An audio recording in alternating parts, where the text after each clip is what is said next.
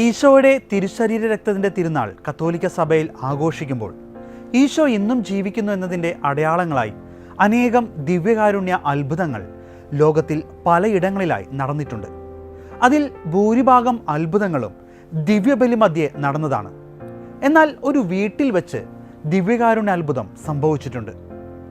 ജർമ്മനിയിലെ ഒരു നഗരമായ ഓക്സ്ബർഗിലെ ചരിത്രപ്രസിദ്ധമായ ദേവാലയമായിരുന്നു ഹോളി ക്രോസ് ദേവാലയം. അവിടുത്തെ നിത്യ സന്ദർശകയായിരുന്ന ഒരു സ്ത്രീയിൽ നിന്നാണ് ഈ മഹാത്ഭുതത്തിൻ്റെ ചരിത്രം ആരംഭിക്കുന്നത്.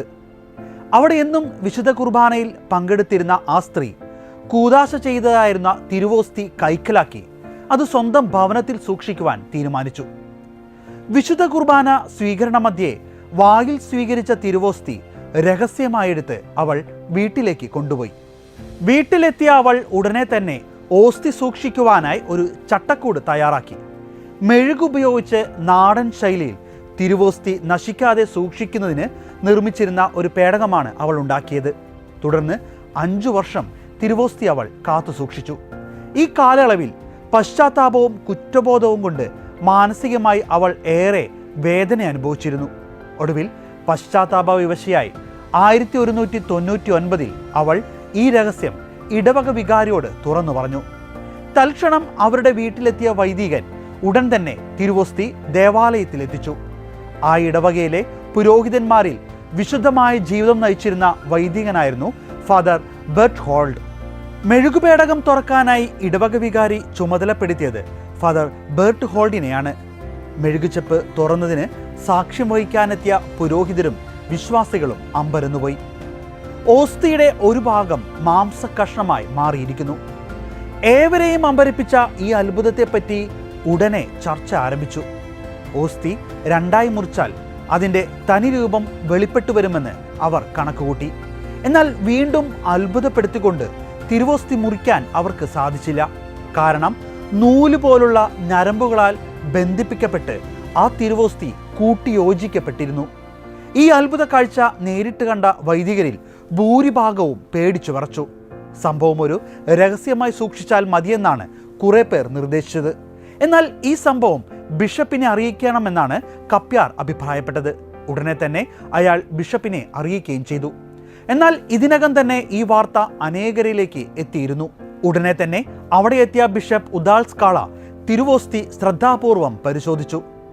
ഓക്സ്ബർഗിലും പരിസരത്തുമുള്ള ജനങ്ങളും മറ്റ് സ്ഥലങ്ങളിലെ പുരോഹിതരും അവരുടേതായ രീതിയിൽ പരിശോധന നടത്തി.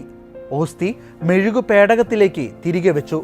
കത്തീഡ്രൽ പള്ളിയിലേക്ക് മാറ്റാൻ ബിഷപ്പ് ഉടൻ തന്നെ കൽപ്പന കൊടുത്തു. ഉയർപ്പ് തിരുനാൾ മുതൽ സ്നാപയോഹന്നാന്റെ തിരുനാൾ വരെ ഓസ്തി കത്തീഡ്രൽ പള്ളിയിൽ പൊതുദർശനത്തിന് വെച്ചു.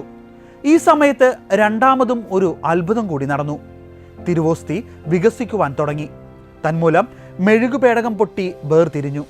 മെഴുകു കഷ്ണങ്ങൾ മാംസരക്തം കൊണ്ട് നിറഞ്ഞ് എല്ലാവരെയും വീണ്ടും അമ്പരപ്പിച്ചു.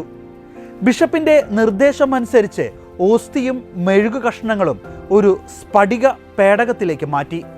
പളുങ്കുപാത്രത്തിൽ സംരക്ഷിക്കപ്പെട്ട ദിവ്യാത്ഭുത ഓസ്തി ഇതേ പള്ളിയിൽ 780 വർഷങ്ങളോളം സൂക്ഷിക്കപ്പെട്ടു.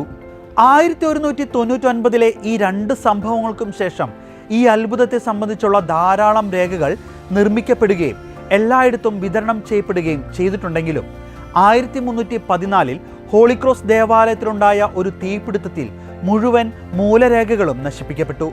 ഇതിനിടെ ഈ ദിവ്യകാരുണ്യ അത്ഭുതത്തിന്റെ ഓർമ്മയ്ക്കായി ഓരോ വർഷവും മെയ് 11 പ്രത്യേക ആരാധന നടത്തണമെന്ന് ബിഷപ്പ് ഡെക്രെറ്റ് കൽപ്പന പുറപ്പെടുവിച്ചിരുന്നു. Feast of the wonderful miraculous treasures എന്നാണ് ദിവ്യകാരുണ്യത്തെ വാഴ്ത്തിയുള്ള ഈ വാർഷിക ആരാധന അറിയപ്പെട്ടിരുന്നത്. കാലക്രമേണ മറ്റു പള്ളികളും ഈ പെരുന്നാൾ ആഘോഷിക്കുവാൻ തുടങ്ങി. 1639 ആയപ്പോഴേക്കും ഓക്സ്ബർഗ് രൂപത മുഴുവനും ദിവ്യകാരുണ്യ അത്ഭുതത്തിന്റെ ഓർമ്മ ആഘോഷിച്ചു തുടങ്ങി. എല്ലാ വർഷവും മെയ് 11 വിശുദ്ധ കുർബാനയും ആരാധനയും നടത്തി ദിവ്യകാരുണ്യത്തോടുള്ള ഭക്തി ഓക്സ്ബർഗ് രൂപത ലോകത്തോട് പ്രഘോഷിക്കുന്നു. ദിവ്യകാരുണ്യ ഈശോയോടുള്ള ഭക്തിയുടെ ആരാധന സമയത്ത് ധാരാളം രോഗശാന്തി അത്ഭുതങ്ങളും നടന്നിട്ടുണ്ട്. ലോകാവസാനം വരെ ഞാൻ നിങ്ങളോട് കൂടെ ഉണ്ടായിരിക്കുമെന്ന് പറഞ്ഞ ഈശോയുടെ വാക്കുകളുടെ നിറവേറ്റപ്പെടൽ കൂടിയാണ് ഓരോ ദിവ്യകാരുണ്യ അത്ഭുതവും. ഒപ്പം പരിശുദ്ധ കുർബാനയിൽ ഈശോയുടെ സാന്നിധ്യത്തെ സംശയിക്കുന്നവർക്കുള്ള മറുപടിയും. ലോകത്തിൽ നടക്കുന്ന ഓരോ ദിവ്യകാരുണ്യ അത്ഭുതങ്ങളും നമ്മെ വിശ്വാസത്തിലേക്കും വിശുദ്ധീകരണത്തിലേക്കും നയിക്കട്ടെ.